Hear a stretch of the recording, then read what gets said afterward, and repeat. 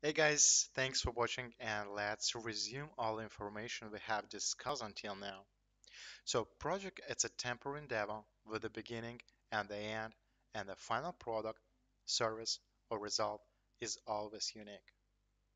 Project management is the application of knowledge, skills, tools and techniques to project activities to achieve project requirements.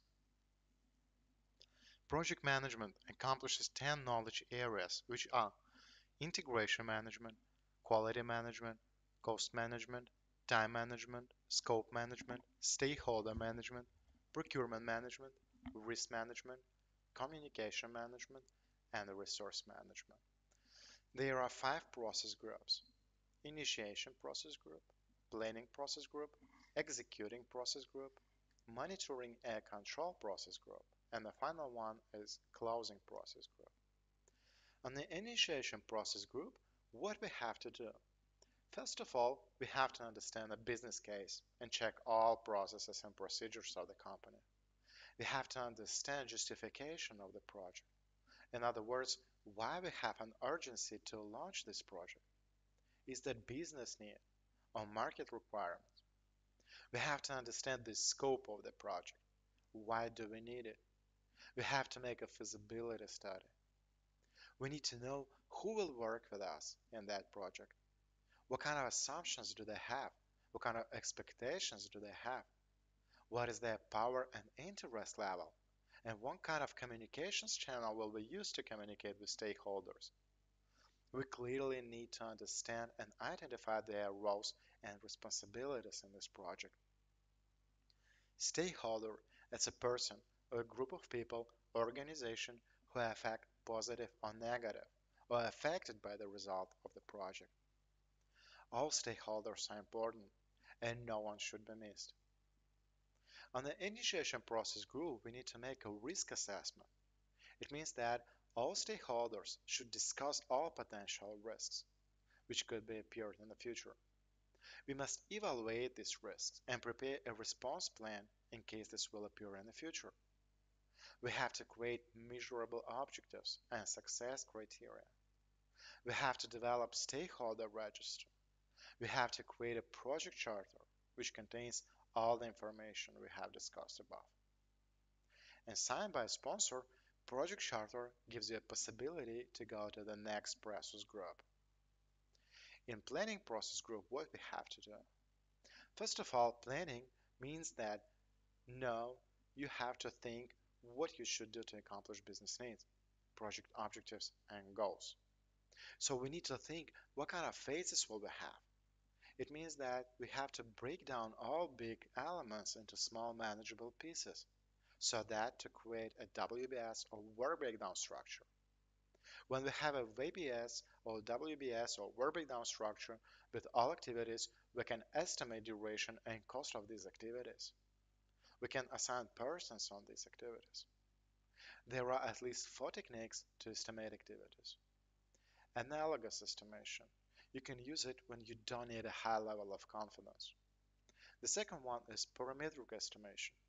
It's a more accurate estimate for estimating cost and duration. Uses the relationship between variables to calculate the cost or duration. The next one, free points estimate with a standard deviation, with a high level of confidence.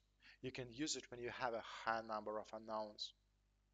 And the last one is bottom-up estimation, to get more accurate estimation for the aggregation of all estimates and details.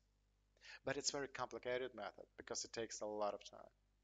You can use it if you have a lot of time and resources and if you need a high level of confidence. Also, we need to create dependencies between activities and identify those which are on a critical path. Any deviation in activities which are on a critical path could change the final deadline of the project, because traditional project management framework is based on sequential set of steps performed in specific order. Also, we need to create a final schedule. We need to develop teams' roles and responsibilities, procurement strategy, plan communication and stakeholder engagement. We have to create a project management plan and gain final approval of this plan. We have to organize kickoff meeting to align all stakeholders with final version of the project management plan. After we have an approval, we can execute our activities according to the project management plan.